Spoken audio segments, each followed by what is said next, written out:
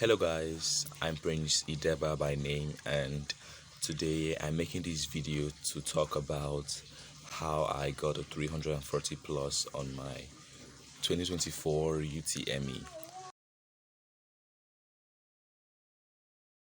Now, why am I the one to advise you on what to do? Well, I got a 349 out of 400 my UTME, and the scores will be displayed on the screen or somewhere around. So I'm making this video to give you tips, strategies, on how to prepare for this year's UTME or in the one beyond, depending on when you're going to take yours. Okay, now if you see me looking down at my notes, it's because I have every point stated down there, and I just couldn't put everything, or have everything on memory. So just pardon me for that. Okay, all right. So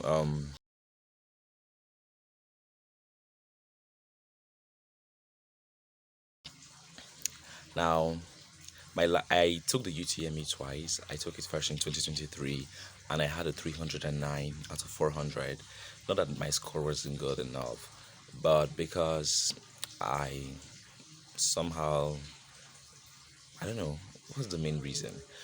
It was mainly because of funds, to like get into a university. I got the admission, but funds were my problem, and then I decided to take it. And to be honest, I wasn't completely ready to go to university. I had some things, on ground to take care of. Then 2024, I took the exam again. I had a 349, and I said, "Yeah, this is the score I'm definitely going to use." I was so proud of myself for the improvements. So that's what I'm making this video for, to give you my tips. So the first step is okay. The first step is your motivational factor. Oh God, what's motivational factor? Now, what is a motivational factor? It is something that prompts you, that keeps you going even in the difficult times. We all have motivational factors, not just in our academics, but in different areas of our lives. So, a motivational factor is regarding the UTME is something that prompts you to always study, to always practice with your past questions, even on those days that you don't feel like. So it could be the intentions to please your parents. It could be like maybe that teacher, that colleague, that friend of yours who you want to be impressed by your result, who's counting on you too. You know, that could be your motivational factor. It could just be that lifelong dream you've had to become a medical doctor, an engineer, or something that makes you useful to your society and to your family. That could be your motivational factor. It could even be something random, maybe that person you keep seeing on social media who aces their exams, and you just want to be like that person. If you get a score below that person, you feel mad. Anything. So the motivational factor, could be anything. It all depends on you. So please have a motivational factor. If you don't, the implication of not having a motivational factor is that you just do things casually. You approach the UTME casually. Even right now, you may not even have studied up to something significant portion of the syllabus. You're just floating around, just doing or just trying, doing as much as you can. Now, the UTME is not something you joke about. It's not something you smile or you play around with. It's an exam you need to take super seriously if you want to make it to your dream university and study your dream course this year. So have a motivational factor, something that will pushes you, that on those days you don't feel like studying.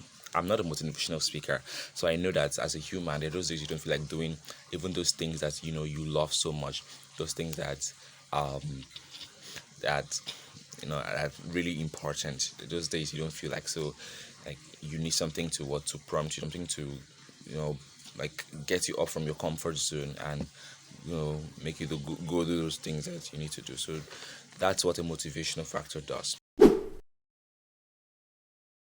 All right. Now the next step, understanding the UTME. That's my next point. Now you need to know that the UTME is not like your regular class exam where you have 20 objective questions. If you attended a public school like I did, you just had 20 objective questions and 5 theory questions to answer three. You have fewer questions. Your teachers are the ones that set the questions. Sometimes they set the questions based on the capability of the students. They make it not too difficult or overly challenging, as the case might be. Your UTME is not a termly based exam. It's not an exam you just study few topics. Yes, there is a syllabus. Trust me, that syllabus contains basically almost all the topics in your physics textbook, your chemistry textbook, your biology textbook. Like, go through the topics in the UTME syllabus and go through those same topics in your biology textbook. You find out that over 90% of the topics in your textbook are in the UTME syllabus. So you're basically reading your textbook from cover to cover. If maybe just few topics left out. So you need to know that you have a lot to do. You have a lot of topics to cover, and also understand the UTME in the sense that the questions can be tricky. Now, you don't cram for the UTME. That's one point I want to make. Do not cram, because cramming gets you overwhelmed. Whenever you study something like weeks ago and you're going back trying to remember that thing, it's like so um so much forgotten. You get overwhelmed. You begin to curse your village people. You get so angry, and you begin to see the UTM as one complicated exam. It's not that complicated. You're just not doing it right. You're cramming a lot of things which is not even recommended even for a typical school exam. So you want to understand the UTME, the question pattern, the topics you need to study. That's why you need to get your syllabus now. Get your syllabus for all the subjects, and stuff like that. Now the next one, timeline for the UTME journey and prep. So now, I should have made this video earlier, because in my time I began preparing for the UTME October 2023. So I took my UTME in April 2024.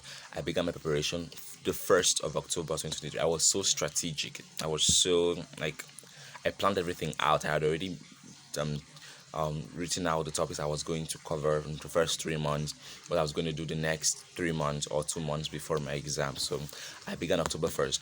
Now, you may have started before watching this video, which I hope you should have, or you've not even started at all, which is like, let me not say anything. So, regardless of your situation, you need to start studying now if you haven't. So, now you know the timeline, know when to complete your topics, because you should complete your topics, know when to revise again. You can't just study for UTME once and say that's it. No, you don't do that. You have to study the first time and then revise. Keep revising, keep practicing. I'm getting to that point. So know the timeline, prepare a timeline schedule. All right, then have okay, next, gather materials.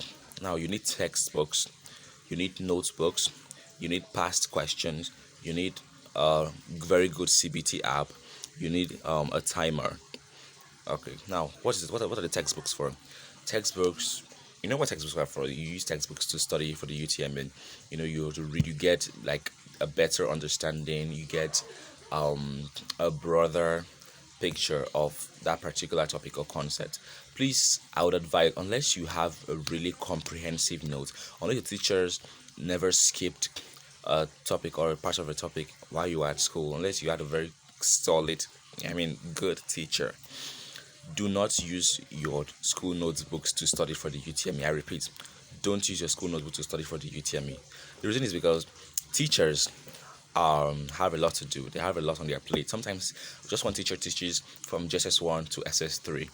Now, and there's like this thing that happens in school, that teachers have to complete their scheme, before or at the end of the term, in all classes. And you don't expect the teacher who teaches physics, this is 1 to 3, to teach you everything, draw diagrams, give you all the diagrams in your notes, and that same teacher teaches JSS 1 to 3, probably maybe basic tech or basic science.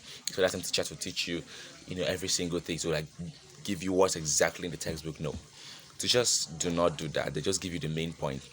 On the other hand, Jamb may set questions, on those areas that were skipped by your teachers. So, which is why I'm saying you shouldn't use notebooks to study. I'm not saying you should throw your notebooks away. You could just maybe go through some topics. Maybe the way your teacher explained it was way easier for you to understand. So, go through, but do not rely heavily on your notebooks. Right, textbooks are better. They provide pictures, they give you examples, they give you exercises, practice exercises. Textbooks like are more clear, in their explanation. So I prefer to use textbooks, and I'll be making another video to explain give you a list of recommended textbooks. All right. Now notebooks. Okay. Now I'm gonna tell you how I study using notebooks. So a good way, the thing that made me to move from 309 to 349 was my study approach. Now, what is that? It is note taking. I learned this study approach from a girl on Facebook called Victory in Kabanjo, who scored 9A1s in a WAEC, who aced the UTME with 335. She also aced multiple international exams. And that what she did was that she always took notes when she studied. Now, I want to recommend that to you because it helped me. If it didn't help me, I wouldn't bother about even making this video. I wouldn't talk about it. It helped me like a great deal. It may seem stressful, like if you study a topic like waves in physics, have a notebook for physics, have a notebook for chemistry, have a notebook for biology. Now, when you're studying that topic in waves, you need to write down things, write down important points, write the topic, write the subtopics, write the characteristics, advantages, disadvantages of whatever the topic is. Right now, you need to have notes for every single subject. Studying, it's just 4 subjects, so having 4 notes, I don't think that's too much. All right, she even had, that's Victory in Kabanja, she had notes for her 9 subjects, for the WASE, and she was able to use the same study approach, to study, which helped her get 9A1s, got 9A1s. So I'm saying that you should have notebooks for your UTME subject. You take notes as you study. You write, for example, what is wave? What is a wave? A wave is this. You write it down. Types of waves. We have them. You know your types of waves. So you write them down. Characteristics of waves. Refraction, reflection, diffraction, all of them. Then write their meaning. All those things. Now, I'm not saying you just look at your textbook, copy like how you do in school. You copy notes from the board. You copy what to know. How you do it? You read. You first internalize the concept. You understand what you've just read. You say it back to yourself. You close your textbook and you open your note. Try writing out what you just read by heart. Without looking back into your textbook. That's how you study. And you're not copying every information in your textbook, because textbooks have lots of diagrams. They have experiments, especially when you're reading chemistry. They have some fluff things that they just want to make their book, really voluminous. They have all of that. I'm not saying you should copy those. You know what's important. That's why you go to work with the syllabus. There's the subtopics under every topic that you need to follow. So for every subtopic, you have something written down in your notes. Please use this approach. I believe it should be like the longest part of this video. I don't know, but if you're studying, apply this. It's very important. You'll see the difference in in this journey, and even in your score. Just try it. Okay. Now, past questions. You cannot you cannot tell me you're preparing for the UTME and you don't have past questions. Past questions are like, should I say, make up 60% of your UTME. You should make up 60% of your UTME prep. Past questions are as important as studying. Practicing past questions are as important as studying. Now, this boils down to understanding the UTME too. Through past questions, you understand how Jamb sets their questions. You understand so many things. The nitty-gritty of the UTME. You understand the stylish way questions are set. You would know that questions of the 1900s, the late 1900s, were harder than questions of the recent times. You would know that through past questions. So get a booklet of past questions, like for all the subjects you're taking. All right. Then CBT apps. I would recommend my school app, but just have it in mind that you get to pay an activation fee, or I think 2,000 naira. I can't remember, 2,000 naira. Although I had this hacked version of my school app, so I didn't have to pay anything. But that hacked version is not just out there. It's the right app to get is to get the main one from Play Store, then pay the activation fee. But that hacked version, I got it from someone very close to me, so he helped me because I didn't have the money to pay it at the time. to get. So you can also get other app. We have three Jamb. We have 330. That one is free. We have Jamb also free. We have I can't remember these apps, but there's lots of them out there. Just make your research, okay? But you need to have a CBT app. The CBT app helps you to, simulate the exam. Especially for those of you who did not register for the UTME mock. I didn't register for it either. Even in my two times taking the exam, I never opted to take the mock because I didn't find it that important. I already had CBT apps that I could use. So if you're not going to take the mock, even though you're going to take it, you should have CPT apps to practice regularly, so not to gauge your performance, to kind of see how prepared you are. Okay, so have CPT apps. All right, that just helps you in. Those apps also help you in time management. In trying to figure out your baseline score, even though they're not particularly reflective of the kind of score you're going to get, but they kind of give you a picture. If you could score like 180 or 150, you know that you're not doing very well, and something like that could also happen, or worse, in your main exam. If you score like 300 plus 280, you know that at least if you could make it in that app, then somehow you're gonna make it in good, well, in the main exam somehow. I'm not saying exactly. Okay, so we have timers. How get a timer? If you're going to be practicing with past questions instead of CBT apps, then if you can't afford CBT app, you don't have access to a phone, then you can still use your past question, but have a timer that you can try to simulate the 30 minutes per subject. You're kind of like following the way it's done in your normal CBT apps. Okay, now next, prepare a timetable. This is also crucial. Now, you can't be studying without a timetable. What does that mean? Like, you're not going to do it well. You're not going to, what's the word? Like, you're not going to be organized. A timetable helps you to be organized when you're studying for your exam. You know what to study each day. How do you structure your timetable? That's the next point.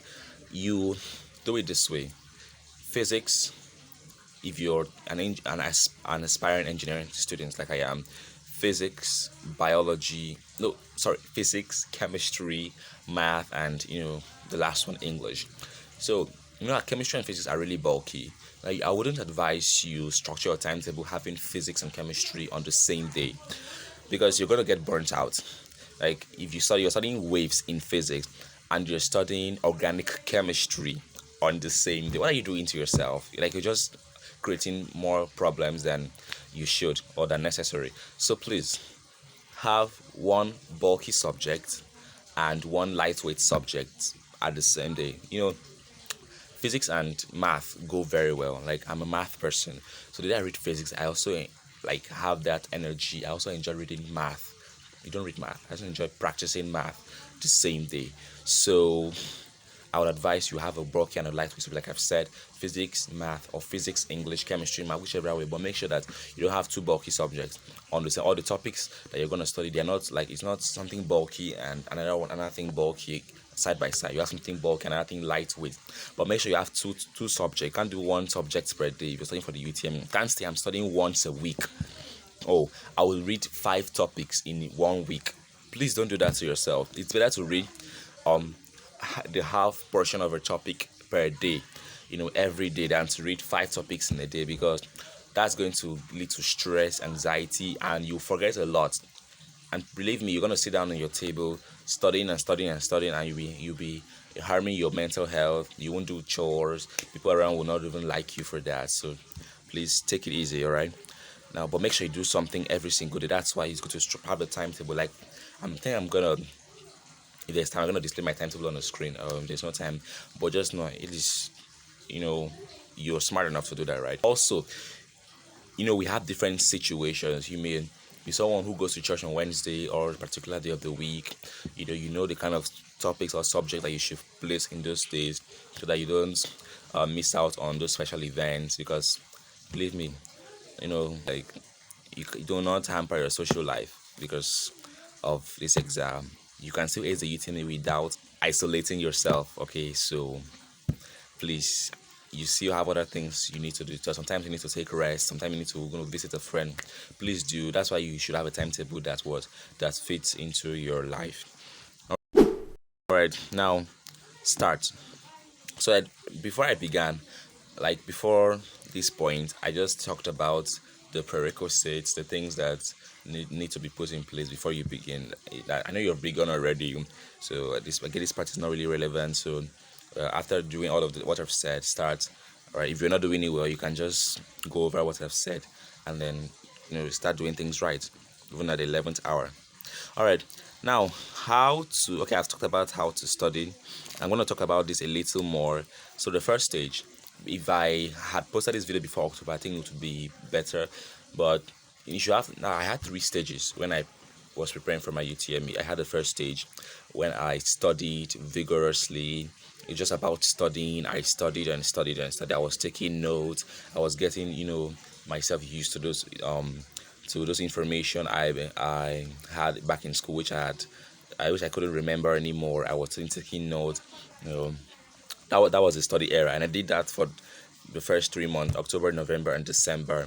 Then the second stage, you know, is still studying, but this time studying while practicing. Because you can still practice while you are studying the first time. You have those exercises in your textbooks that you can just work on or work with after studying the topic. That's fine. But this second stage of studying is like revising what you've studied already. This could happen between January and February. The second stage shouldn't be as difficult as it were before. Why shouldn't it be as difficult? It's because now you're no longer studying with your textbooks. You're studying with your notes, your self-generated note. That's why I recommend taking notes as you study. You're studying with your note, and that gives you that relation. That gives you that closeness to your notes. You get so close to your notes.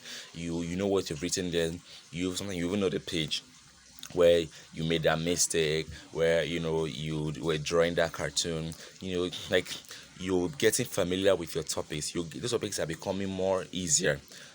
All right, easier to work with. So that's why I say in the second stage you're not studying with your textbook anymore. That's gonna be stress, like going over the same topics again in the same textbook. Like, what are you trying to do? You're trying to kill yourself. That's why people say to you, tell me it's difficult. I study 12 hours a day, whatever. You're no longer studying with your text, you're studying with your note.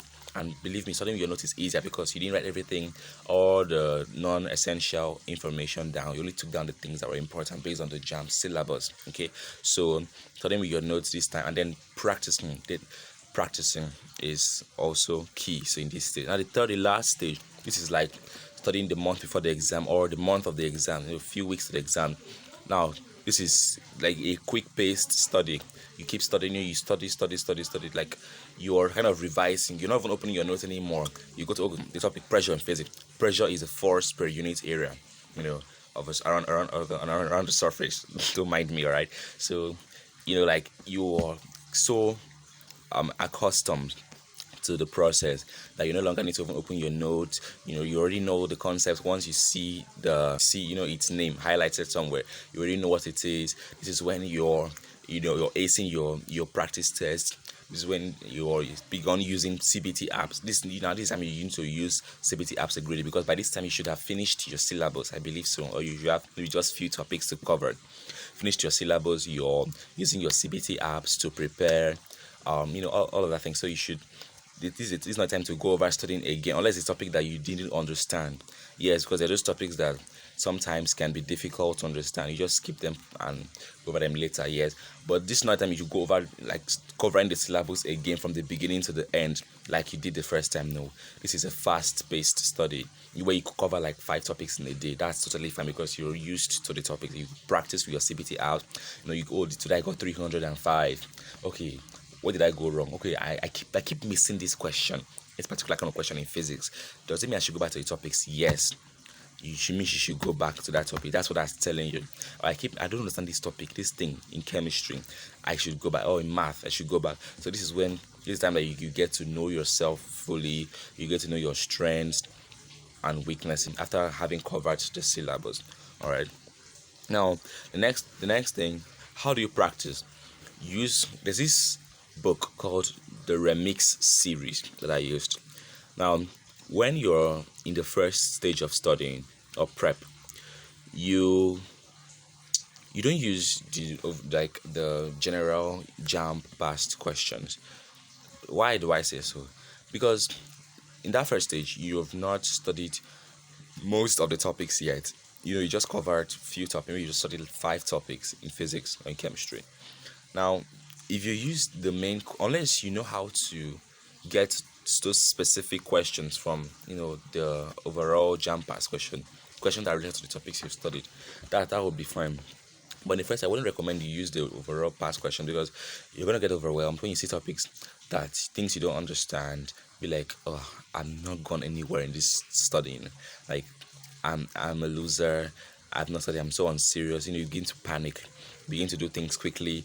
Like you begin to see the exam as one difficult stuff or one difficult thing. So, what do? Use remix series, or Prep 50. Yeah, I've never used Prep 50 before. But I've seen the cover of it. I think it's a really good book. But I used remix series. Use remix series to practice topic by topic. So if you're studying light waves, there's a topic. Why do I talk about waves a lot? There's a topic in the topic. There are questions on light waves in remix. Study dimensions. There are questions on dimensions in remix. You study let's say volumetric analysis in chemistry. There are questions in remix series, so you go topic by topic. This helps you to be paced. This helps you to know how good you are in a particular topic. Oh, out of 50 in volumetric analysis, I scored maybe 43. I'm good enough. But out of 50 in let's say particular nature of matter, I got 25. So what should I tell you? That I need to go back and study, look at the ones you got wrong, and go back to studying those specific areas. All right, so remix series helps you be organized. It helps you to avoid overwhelm. It helps you in so many areas, to work at your pace. As you keep studying a topic, you practice. As you study a topic, you practice. So that's what remix does. Then, I'm not saying you should get rid of paper past questions. This brings me down to the next. Now, based on how you practice, you use paper past question. That's the booklet. When you're covered all your syllabi, everything, you want to take the test like you would in the main exam. So this is when you use your paper past questions. You get a notebook. I'm just saying, in case you don't have access to a CBT app, you get a timer, a watch. Then you get a notebook, you get a pen, you get your past question. Then you number from 1 to whatever. Then you begin to answer. You time yourself to 30 minutes or even less, because believe me, there's some subject you're going to use more time in preparing. I think you're going to use less time in English, but for something like physics, maybe English and chemistry, you could use less time, but physics and math, you need more time. So you time yourself and try to practice using less time. It helps a lot. So it helps in time management, because you don't know what may happen on your test today. All right. So you practice using paper past questions. I've said the materials to get, and then CBT apps. You see, if you have access to a CBT app, then all you just need is maybe a piece of paper to solve and a pen. You don't need anything, because there's a timer, there are the questions and everything.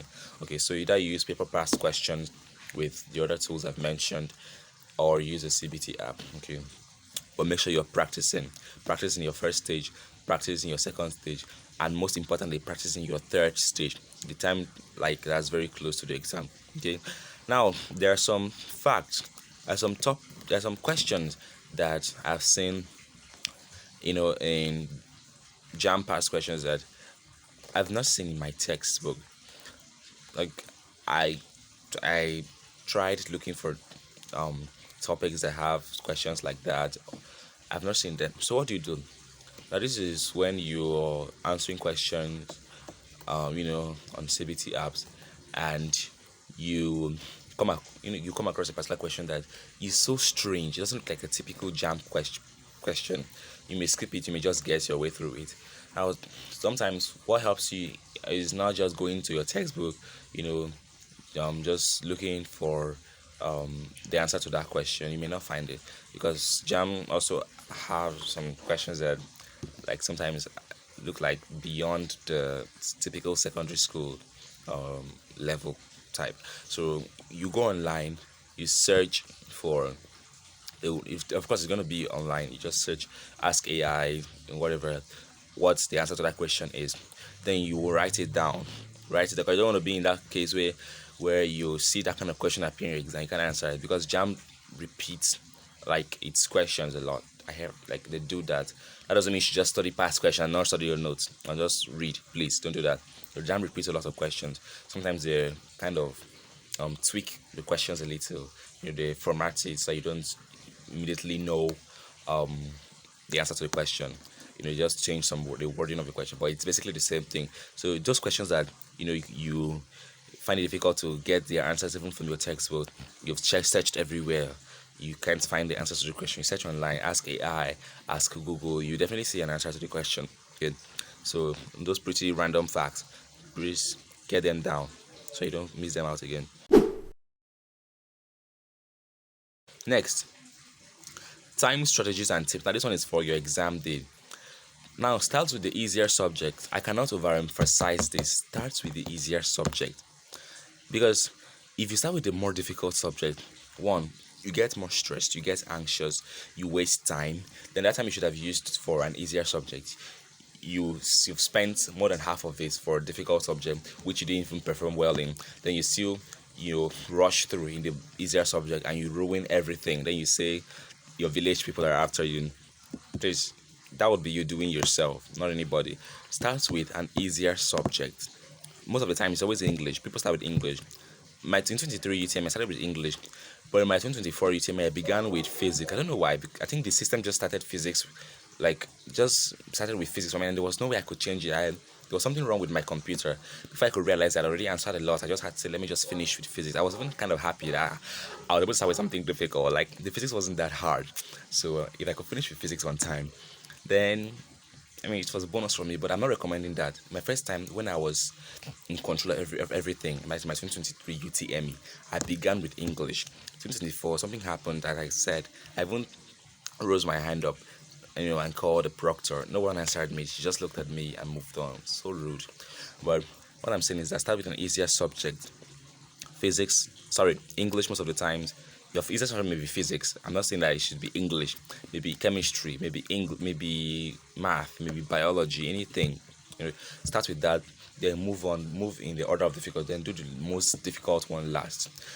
Because you're gonna have enough time, to like you're gonna save up enough time. That's just the benefit of starting with the easier subject. Okay, now skip unknown questions. That rule that they always say, or that instruction they give, that if a question is too difficult, you skip it. This is highly underrated. So many people don't follow that. They keep doing what they feel like doing and they end up messing things up. Skip a question you don't know. On the flip side, do not skip too many questions. Like, just because we say, if you don't know a question, just skip it. When a question, just skip it. Like, very funny. Do not skip too many questions.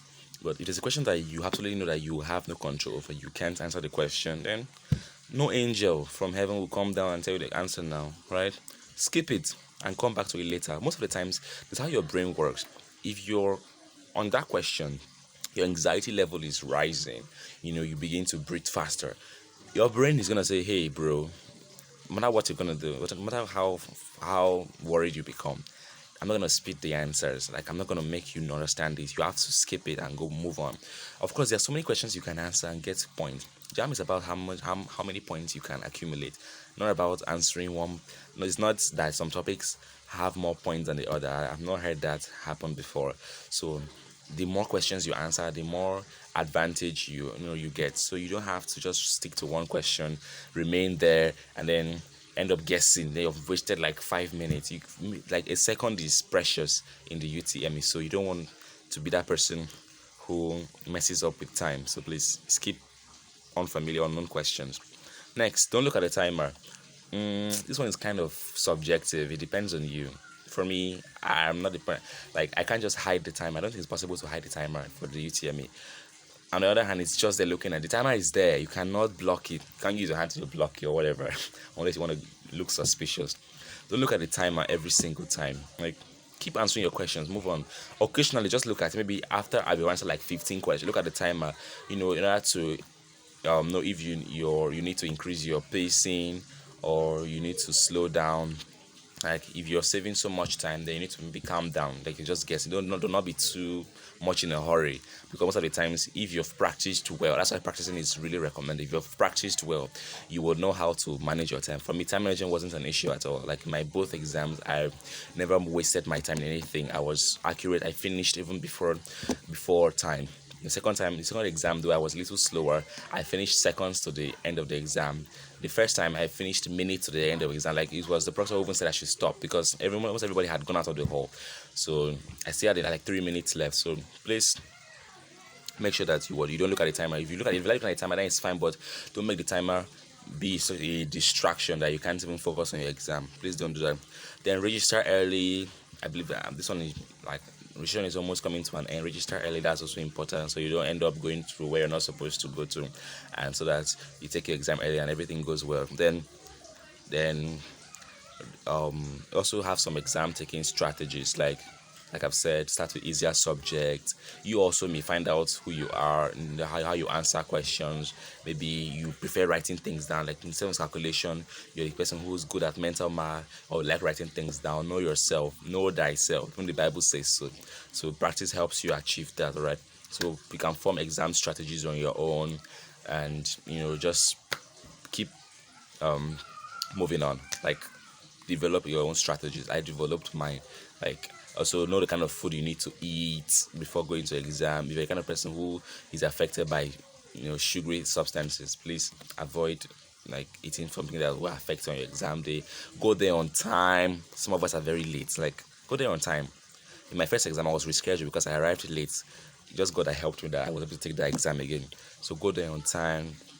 Then obey instructions, pay attention, read questions properly to the end. Like nobody's pursuing you. Like pray too. That's my last tip. Pray. End of the day, prayers are so important.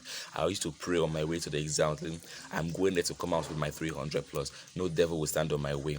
Because things happen after study. You may end up like just messing things up on the exam day. Maybe your computer can just be a distraction. Maybe you may start late and then something just happened and all you're studying just went in futility like that. God forbid, that can never be your portion. So that's why it's recommended that you pray. Keep praying before you study. Pray when you're studying. Pray after you study. Pray the day for your exam. Pray on the day of your exam while you're going to the hall. Pray. Pray without ceasing. The Bible says so. So please pray. Whatever you serve, I serve a living God.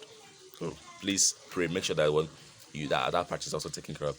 Then take care of your health. Sometimes rest the night before your exam. Sleep well. Have good 8 hours of sleep. That's something I don't joke with. Don't say you're still reading again. Like you've read enough. Even heaven and earth knows you've read. So use that time to rest. Okay, maybe you can just look up some questions like but please on the light side, not going to do something that is like gonna burden you. It's gonna make you feel tired. The last thing you want to happen to you is to feel sleepy when you're taking your exam. Feel sick. Take care of your health. Your health, also your mental, your physical, and everything about yourself. All right, and in the long run, just have faith. It's going to work out in the end. That 300 plus you will get. If I got it, I never believed I could get it. If I got it, then you will. Okay, so please stay safe.